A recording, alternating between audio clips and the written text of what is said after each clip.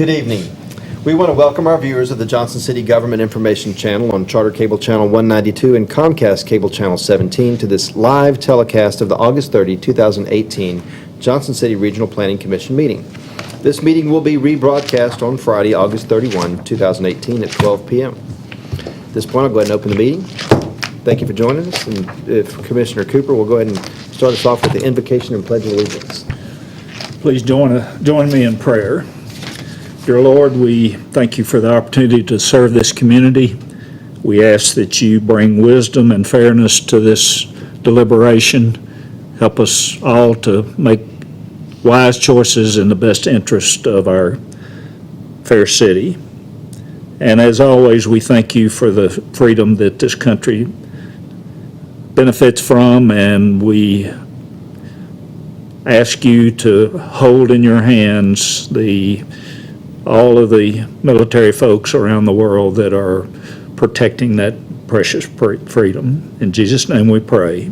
Amen. Amen. Stand and we'll pledge allegiance. I pledge allegiance to the flag of the United States of America and to the republic for which it stands, one nation, under God, indivisible, with liberty and justice for all. Thank you, Bob. Next up on our agenda will be approval of the agenda. Motion to approve. Second. Motion and a second. All in favor, say aye. Aye. Passes. Next will be approval of minutes from the last meeting, from the July 10, 2018 meeting. Approve. Motion to Second. approve and a second. All in favor, aye. Aye. Thank you. And finally, we'll move on to new business, which the first order of business for us tonight will be election of new officers. The first office up for election right now will be for the position of chairman.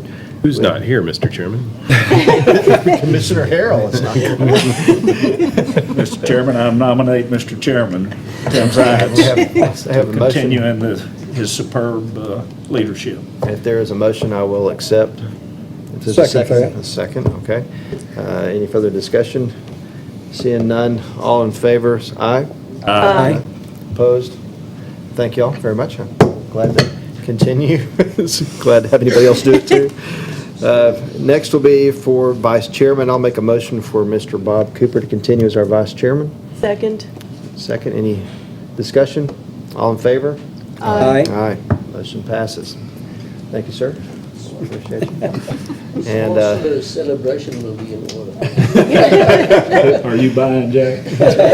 our next office up will be for secretary. Ms. Wild has served us for that for the last year. Thank you very much. And do we have a motion for somebody to come through for that for this year? I'll nominate Mr. Paul Williams. Second. And a second from Ms. Wild. Any further discussion? No? All in favor? Aye. And Congratulations. that passes And thank you well. for that vote of confidence. We're glad to have you. Thank you for your expressing interest to serve. It's that you've got the busiest job of all, coming over to sign everything everywhere.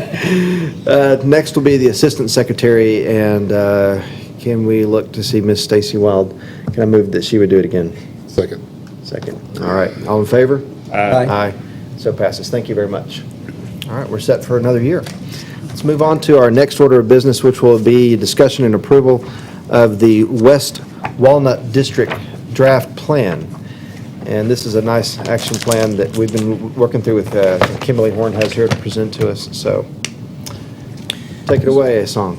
Mr. Chairman, thank you.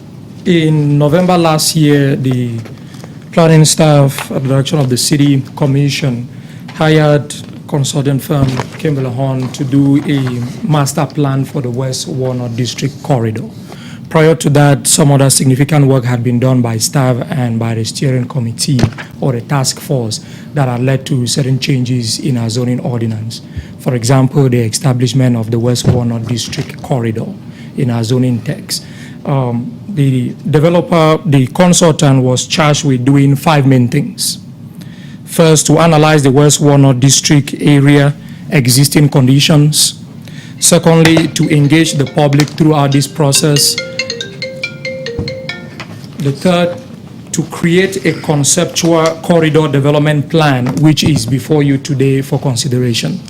This plan was intended to have a couple of things. One, provide an ultimate roadway configuration curb to curb. Utility systems identify alternatives and financial constraints associated with both above and below grade utilities, streetscape treatments, public parking, on-street and off-street areas, urban design for properties within the defined boundary. These 5 elements in particular are issues of transportation and land use planning, which fall within the work scope of the Planning Commission. The consultant was also tasked with providing information on limited implementation and phasing strategies for this project. And lastly, to establish an opinion of probable cost for public improvements. This particular last item is one that he's going to present in front of the City Commission, because this deals with money stuff outside of the scope of the Planning Commission's work. So I would like to turn over to Mr. Ben, who is here present, for him to present what they have done. Thanks, Hassan. First thing I want to say is this is not Kimley Horn's plan. This is the city's plan.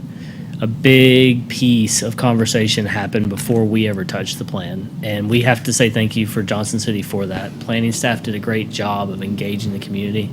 The task force did an excellent job of directing this and creating a plan that was easy to do and easy to work with.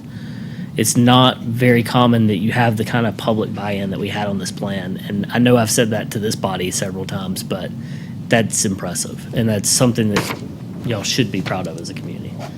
So I'm going to start. Thank you. This is probably easier to do it this way.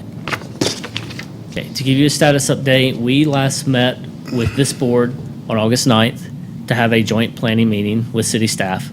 We walked through a couple issues earlier of what we kind of changed and addressed in that plan. To start, public input, as I said, it's very rare that you have as strong of a consensus as this community's had. Business owners, community members, city staff, everybody was saying the same thing, speaking the same language. Majority of the engagement, people said they wanted to see something different here that was mixed use, multi-use, connected the university to downtown. With that, they brought up some issues.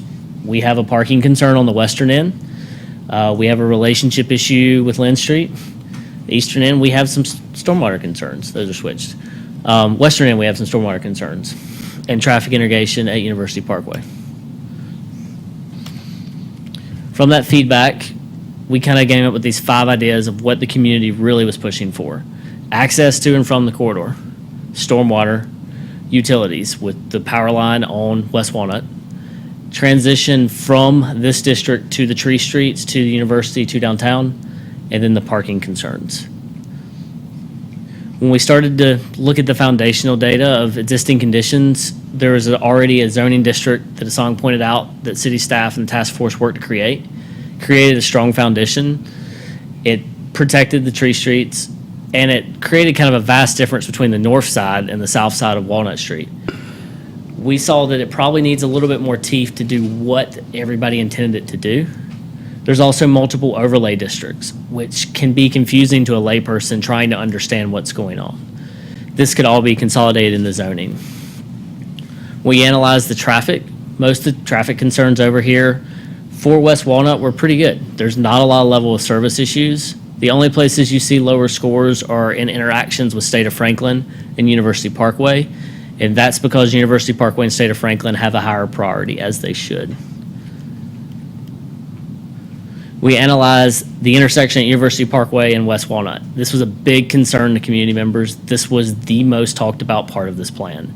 This still needs some fleshing out, but there's a high crash count here compared to what the traffic count is on West Walnut. There's some sight distance conflicts, as you can see in this image. If you were to turn left here, it's really hard to see that outside northbound lane. So as Southerners tend to do, they'll wave you through because they're sitting in the queue and you can't really see what's going on, and it causes a pinch point of conflict. So there's some kind of sight distance conflicts. There's some queuing issues. This is a Google Earth image that shows you basically how this intersection queues. This is a stitch of multiple times of day, and you can see that intersection distance is a problem. And then in addition to that, ETSU has plans to build a parking garage over here. Whether that's short-term or long-term, we're not quite sure yet, but there is talk about that. In addition, staff conducted a parking study. This parking study basically showed that there are 48 on-street spaces, 1,200 off-street, about 50% use during the day. At peak hours, it's a little higher. From the study, it's basically determined that proximity of parking to businesses is more of a concern than actual availability. So there's some shared parking agreements and other things that could be taken on. The biggest issue we found were curb cuts. If you want to create a streetscape that has pedestrians, that has bicyclists, curb cuts are an issue. There's a lot of curb cuts along West Walnut, 74 curb cuts. Within the study area, there's 117. This is a hindrance with traffic. Cars coming in and out. This is a hindrance with bikes as they're trying to go through a bike lane that's cut several times. It's easier to control when you have new development. It's a little harder to control when something's established. So that's something we need to be looking through with the plan. And then utilities. It floods. There's kind of no other way to put that. The site next to Harmon Ice, where the old library bar used to be, sits in water. There used to be a truck there that kind of flooded every time and set a little water barometer so you could tell how bad the stormwater was. This area ponds. It discharges into Brush Creek, but Brush Creek has a lot of other stuff coming into it. So when the VA or ETSU runs into Brush Creek, it gets full. This water can't get out into Brush Creek. So we need to find a way to solve the ponding issue. Our utility infrastructure is aging, which is to be expected. The interesting thing about this is when we talk to our utility companies, talk to city staff, it's performed really well for its age. It's time for it. It's lived its life, but it's done really well.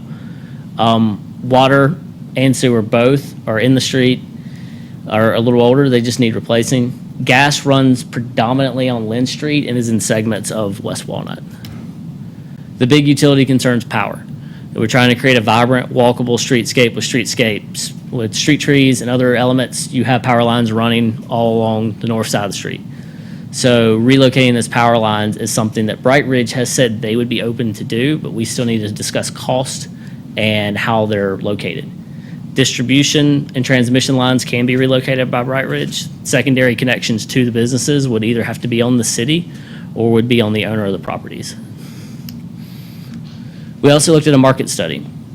The demographics and financial ability of this area is better around downtown than really anywhere else in the region. There's a significant population growth anticipated for downtown, around 5.5% for the downtown area, which is higher than anywhere else in the trade area. We did a gap analysis. Retail, light industrial, restaurants are oversupplied on the corridor, which are what people ask for in these plans.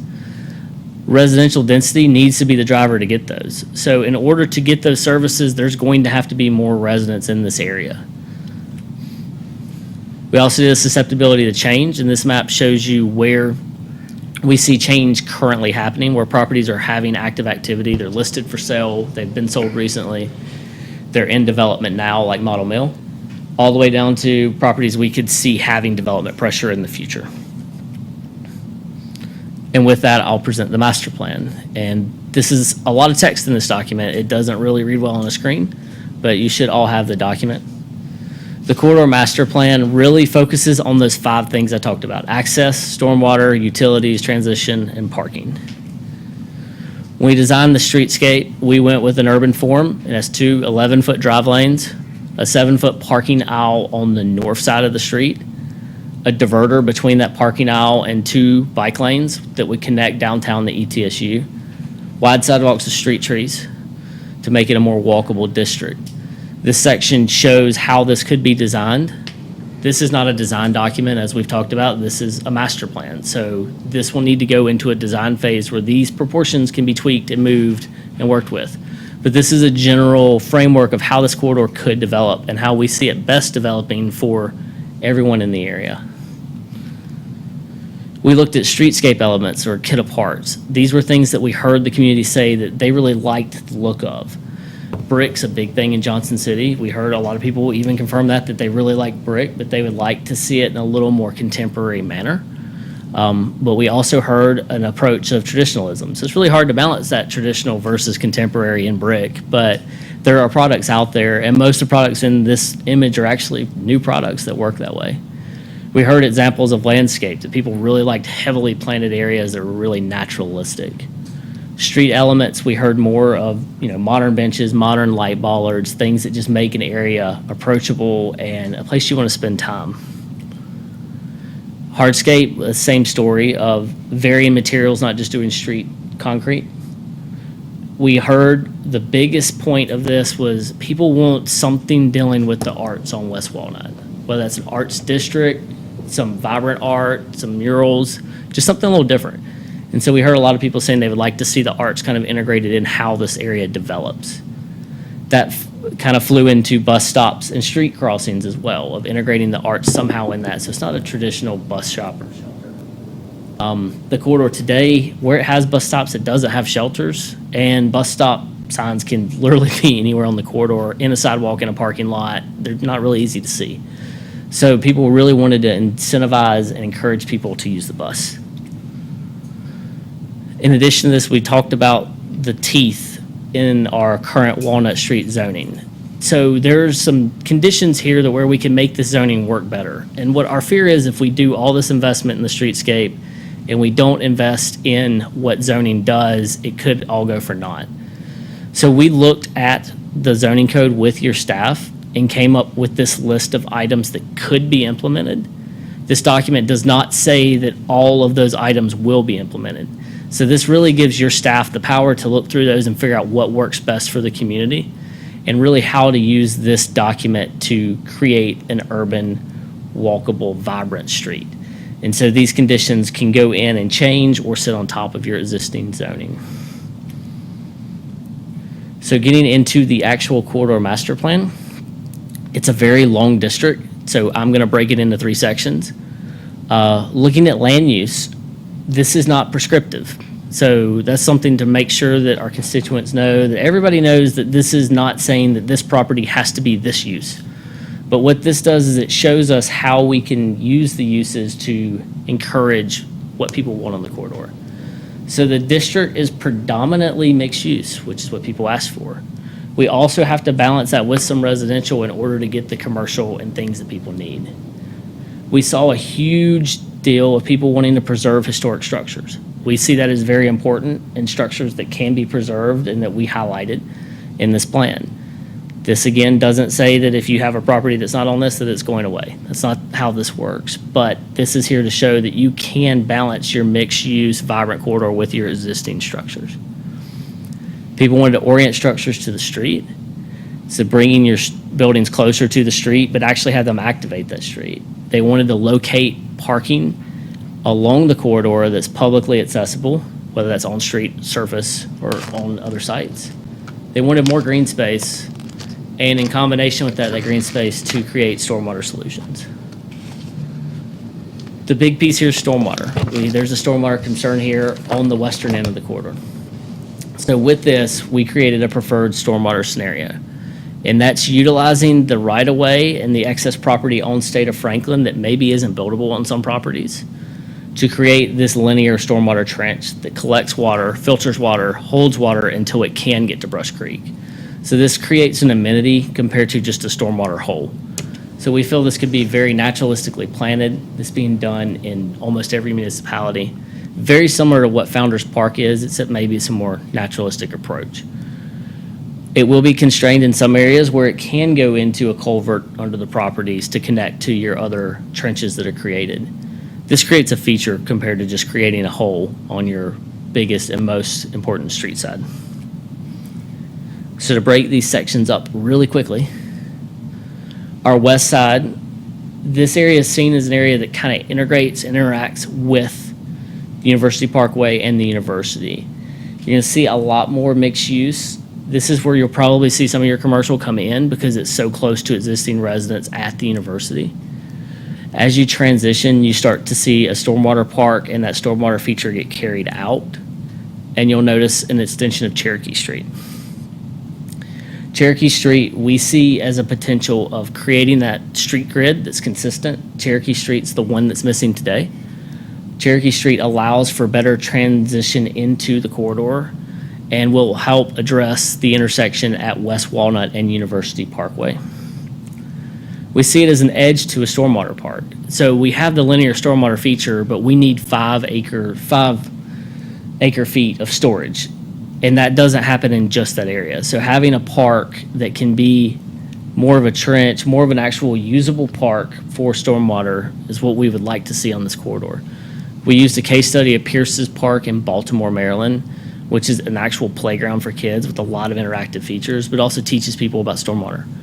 And so having that as a feature on this corridor, we feel could be a big draw for this area and will help keep the water on site until it can get into Brush Creek.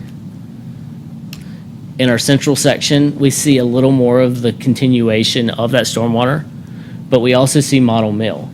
And Model Mill is currently under development.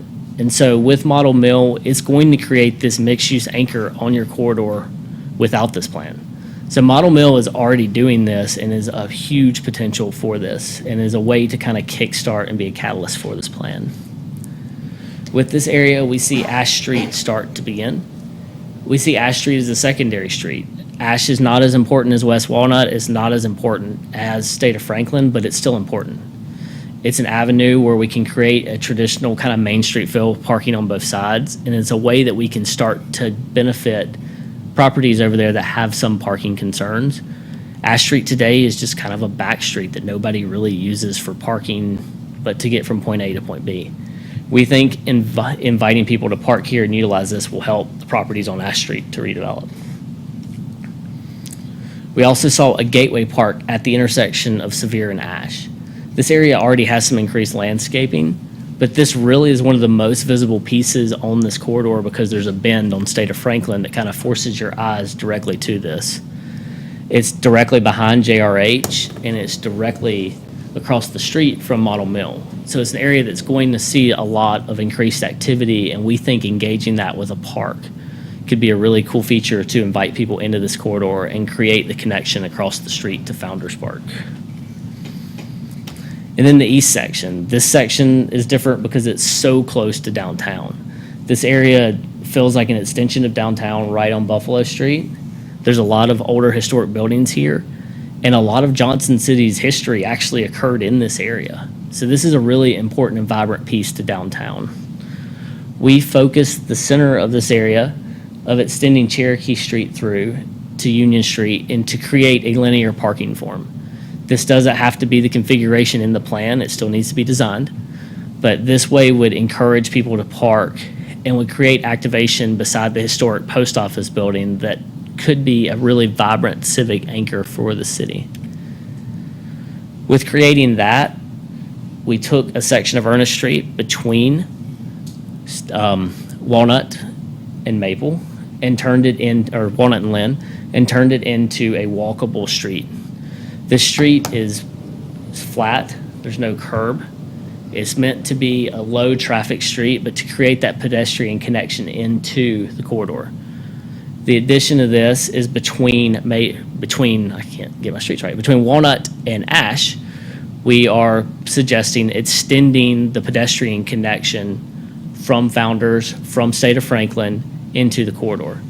So Ernest Street would stop at Walnut Street and then would create a pedestrian gateway from the Tree Streets neighborhood into downtown, where we already have an extension between Ash and State of Franklin. And in combination with all this, we see an opportunity to turn the giant fire truck turnaround that we see on State of Franklin behind Tupelo Honey, extend that into the corridor with Cherry Street and to create a civic park. This park would really engage the connection of downtown into the corridor.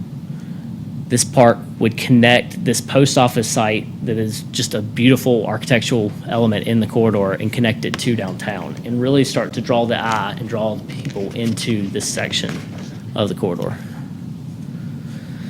Now, the not fun part about this is transportation. Transportation's a major issue. The biggest issue we heard throughout this document, throughout this process, was University Parkway at West Walnut. Today, this intersection at State of Franklin and this intersection at West Walnut, they're very close. It creates a lot of traffic queuing issues and creates a lot of sight distance issues. This intersection is a major concern to people who use this corridor, but this intersection is also a major access point for this corridor. So there's a lot of balance that has to come with looking at this area. There's a lot of traffic on State of Franklin. There's a lot of traffic on University. There's not much traffic on Walnut. So through this plan, we looked and did a preliminary analysis to determine what would work here. The first phase of our preliminary analysis said the most dangerous turn was traffic turning from University left onto West Walnut. That concern has caused a lot of traffic concerns. It's caused a lot of wrecks. It's been the highest kind of impact over this area. The first phase of our suggestion was creating a median that restricted this move. With this, though, in further analysis, this move across West Walnut is also a concern. This intersection needs to be studied at full detail, and a recommendation of this plan is to undergo a full traffic analysis of this intersection, and we would suggest even further. There's a lot of moving pieces on this intersection. ETSU's looking at building a parking garage at this intersection. The city needs to take the time and effort to really do a full study here just to make sure that any suggestion here doesn't hinder traffic outside of our West Walnut district. So with that, we propose that the city undergo this full study prior to doing any of these major changes at this intersection. In addition, as I said, one of the biggest issues is curb cuts.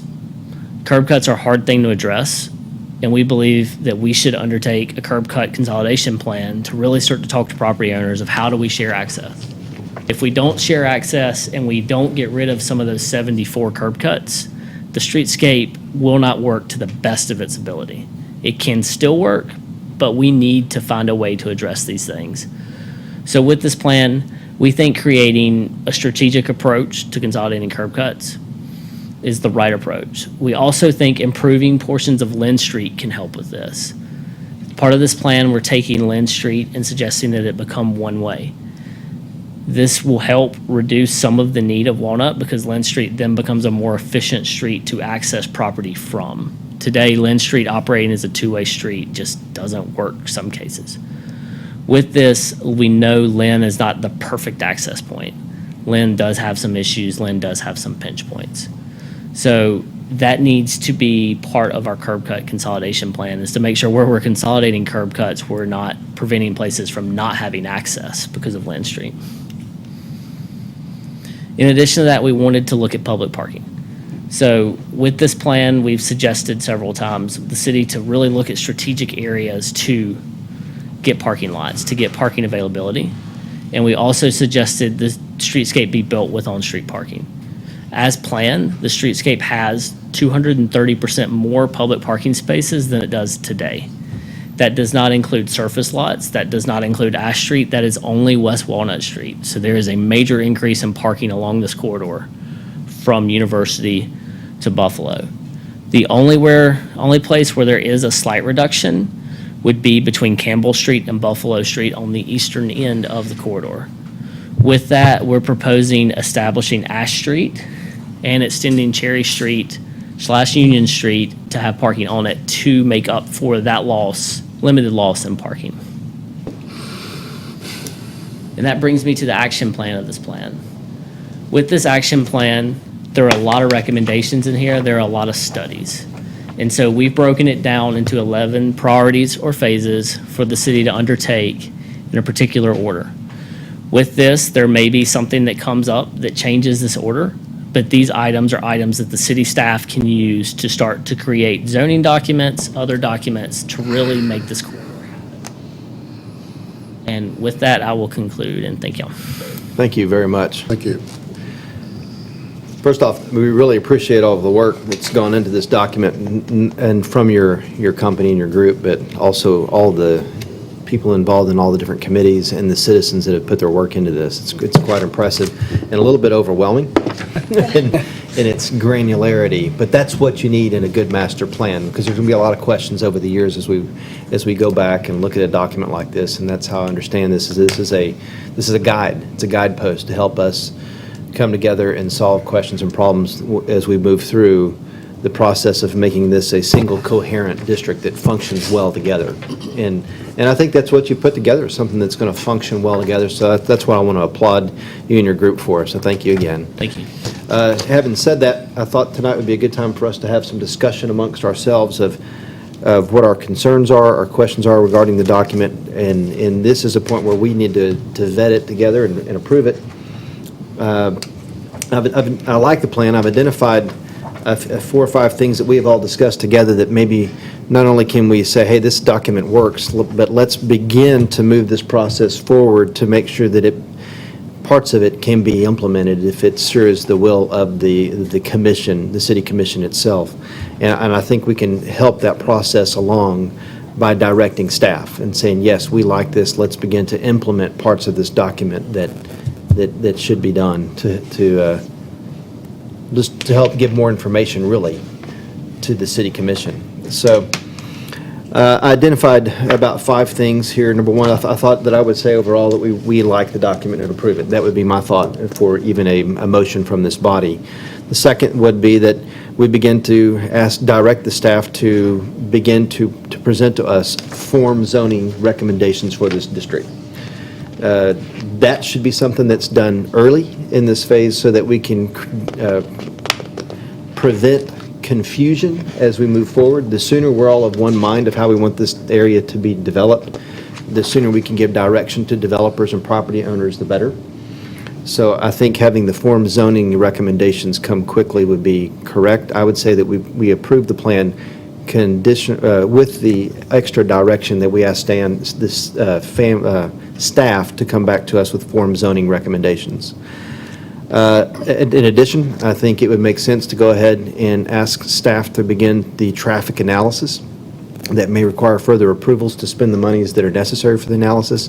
But I think it'd be safe to say that this body would say, yes, there is a problem at University in West Walnut. We do need to discuss how we're going to get people in and out of this district without disrupting the tree streets. So let's move forward with the traffic analysis and come back with a plan to say this is one solution, and it's a good series of solutions, but we need to know if it's feasible or not. So I agree with implementing the traffic plan, which is being our priority 1 first phase under University Parkway Mobility Study. Next, I was going to recommend that we do have staff come back with a curb cut consolidation plan. That's also priority phase 1 under planning, so that they can come back and tell us these are the areas of opportunity for us moving forward, and it seems like that should be something done in the first planning stage. Finally, I thought something that it's actually down as priority number 11, but it would make sense to include here, and it seems to be low-hanging fruit, and that's to go ahead and develop the pedestrian and bike plan, the citywide plan. At least we can look at it as it applies to this area, but we should begin to think of it as how is it going to work in a coherent group with the rest of the city. And then finally, we should look at the parking solutions, and we should have the staff come back with some parking study solutions. And it's going to be tricky because that looks at what are the possibilities for property acquisition, what are the different ways of approaching it from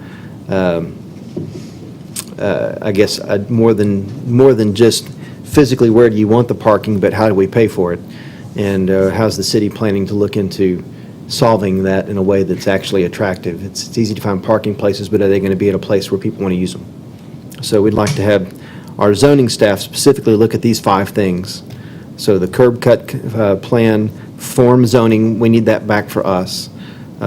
Traffic analysis initiation, pedestrian and bike plans, and a parking solution. Those were my thoughts looking through this, and overall, I like the plan and would recommend that we approve it. Does anybody on the commission have further discussion for it? I'd like to add just one thing. As we look at the form zoning, there was a request through the document that we also develop a design review committee. Do we have that already that I'm not aware of? A design review committee based on? Just the historic, that's it. Yeah. So we don't need a design review committee for West Central?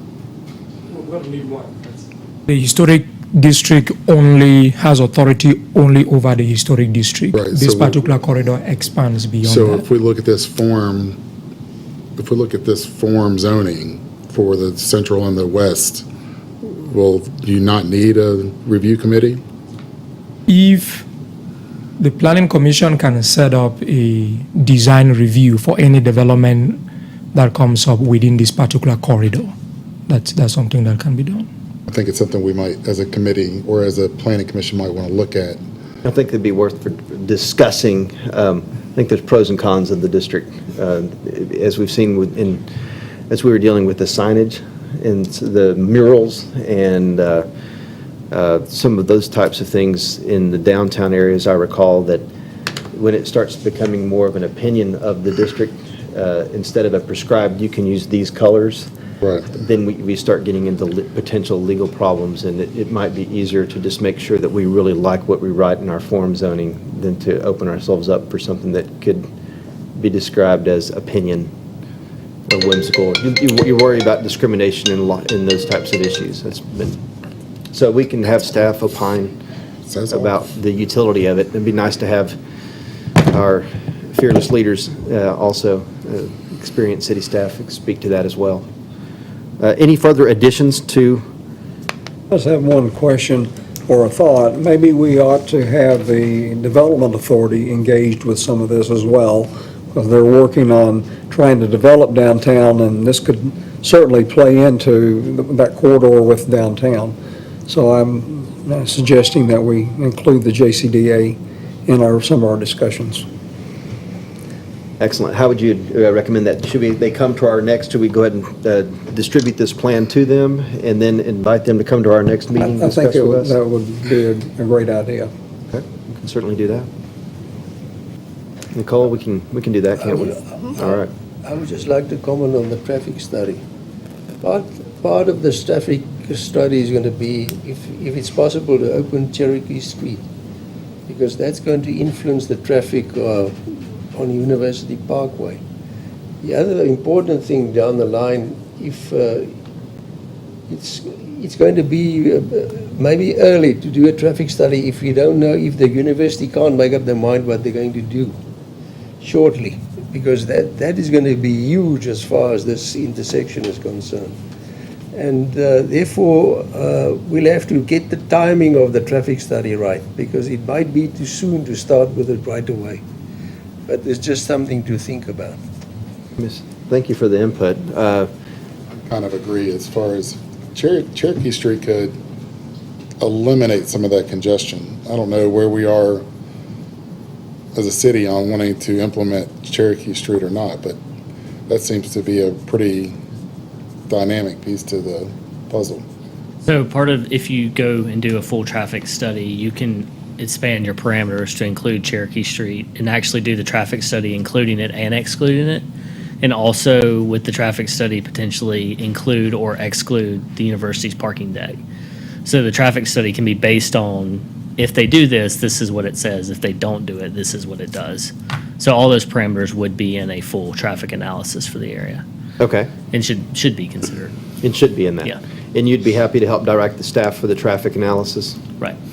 Okay, that's good. Mr. Cantrell, do you have any thoughts on the traffic analysis of things that we should be thinking about moving forward? I don't think I have anything major to add. I think you're headed in the right direction. You're recognizing a problem and you're saying you're going to move forward to solve it. I couldn't add anything that would all of a sudden magically solve something, but I think you're going in the right direction. Okay, great. We'll make sure we're not overlooking anything. Thank you. Does that sound good? I just have one Commissioner other Liu? question. As far as utilities, I never saw on the plan whether you were recommending, I know that you said Bright Ridge would move them, but were you looking at wanting them underground or still above ground? So the way we proposed it in the plan was underground on the rear of the properties at the north side of West Walnut. Now that's still, the streetscape design still has to occur. So when you go through design, there may be ways to put it within the Walnut Street right away. But our suggestion was to do it underground, the location to be determined with the streetscape design. Along Lynn? Well, along, the lines along Oh, Lynn Street would stay, Right. The lines on the north side of West Walnut would go Okay. underground. My thought is I had some of these thoughts under the utilities, the power, the streetscape design specifically, stormwater under city engineering, and I felt like if we like the document and the city commission approves it, then they can direct city engineering to begin to work through that. So I didn't know if that would be a planning function at that point. It's the only reason I didn't include that in our action plan. Any further discussion? Then I would move that we approve the plan and recommend it to the city commission, and also concomitantly direct our staff to work on the form zoning recommendations, curb cut consolidations, initiation of a proper traffic analysis that has been expanded to include the areas in various parameters, whether or not there's a parking deck built or not, to include also the staff evaluating a pedestrian and bike plan that would be citywide, and also the beginning of the investigation of options for solving the parking solution that would be consistent with the recommendations in the plan. And so that's a wide directive, and it's a lot of work, but that's exactly what this master plan is, and for the document to breathe and begin to move forward, we're going to have to do some of the grunt work now, so might as well get that started. But that's my recommendation, if there is a second. Second. Second. Who was the first second? Paul, all right. Any further discussion on the motion? No. I don't see any. So will you please call the roll? Commissioner Lowe? Yes. Commissioner Williamson? Yes. Commissioner Cooper? Yes. Commissioner Wise? Yes. Commissioner Pavlich? Yes. Commissioner Wild? Yes. And Chairman Zilens. Yes. Motion approved. The only other option, the only other order of business that I have that was not actually on the agenda, and I apologize, is that we have an opening on the Historic Zoning Association. Mr. Williams will no longer be able to do that for us. He'll be leaving the commission, as a matter of fact. So we want to thank him for being with us, but we'll need to replace him on the commission. We'll also need somebody to take over historic zoning representation. Is there anybody here just dying to do that? Or should we go ahead and appoint General Harrell since? I second that.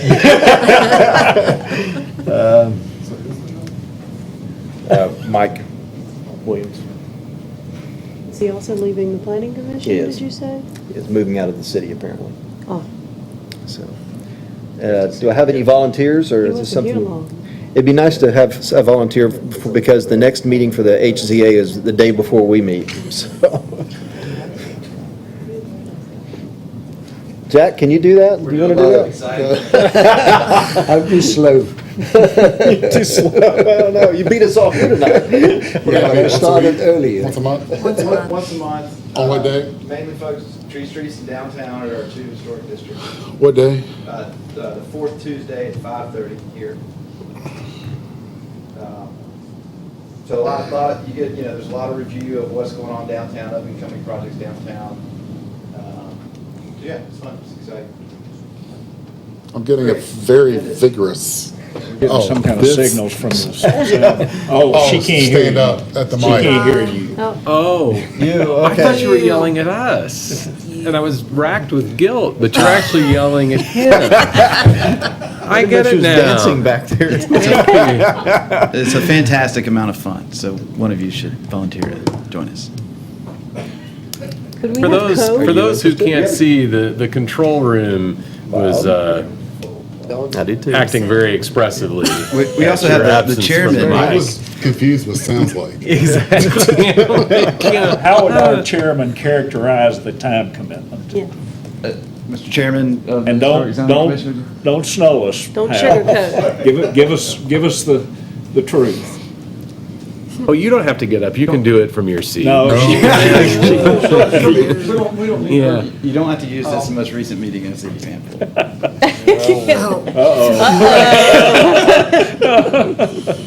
Yes, we did have a situation in the last meeting. It was very, very difficult, and it was a second meeting on the same issue, and it's still not resolved, but anyway. Well, it's not so Normally, normally, Nice, you're not helping here. I mean, will Zig say Ziglar, this, Zig Matt Ziglar and would have Nicole have gotten very good at getting the packet out to us a good week ahead. So we know if there's C of As coming up, we know where they are, what they are, giving us an opportunity to, on our own schedule, if we want to, drive around, look at them, check them out. Meetings, we generally run an hour, occasionally maybe an hour and a half, and that's it. Go through. Where are the meetings? Here, Take it, Jamie. Jamie, I I can't. nominate Jamie. I wish you could. Oh. I don't see how I can fit it. That's reasonable. I understand. Can I propose that we ask the general if if he is not keen to serve on that? The general? General or Mike Marcioni, who was also not here. Mike might be interesting to ask. I've already asked the general. I'm waiting for a response. Tim, what support do you have with this committee? Are you on your own? What support? Yeah, is there any support with it? I mean, as far as note-taking and all this kind of thing? Oh, I don't know that that's their staff handles that, so you're. Staff is heavily involved. I put together reports for each application we get, outline which design guidelines apply to the application at hand, and make a recommendation, just like what you get. And so a lot of analysis done by staff, so you just you get that handed to you, and then Nicole does all the communications, takes all the minutes. So it really is a matter of reviewing the staff reports. If you want to do any additional field analysis after you get your report, you can do that. Otherwise, you just show up for about an hour once a month. How many committee members are there? There are seven. supposed to be 7. Yep. It's supposed to be 7, yeah. We can table this if you want to think about it. We can also give us a chance to ask I don't think- General Harrell and Commissioner Marcioni. Commissioner Marcioni's already on to. Is he on a couple Yeah, of he's other? already he's on the he's already BZA. on the BZA as well, so. Even more and that's- reason to give it to him. Well, and that's my reluctance, is we're I'll serving on 2 volunteer to- already. Will you? All right. All right, well, I think that'd be good. I know the General's been very busy and so, I'm busy too, but I understand. I'll give it my best shot. all right. Well, I'm going to nominate Paul. All in favor? Aye. Opposed? Great. Thank you again. I don't know what I signed up for. Do we have a motion to adjourn? the Well, you meeting? got a good leader. There's nothing So else. You moved and got down seconded. as you leave. Adjourn.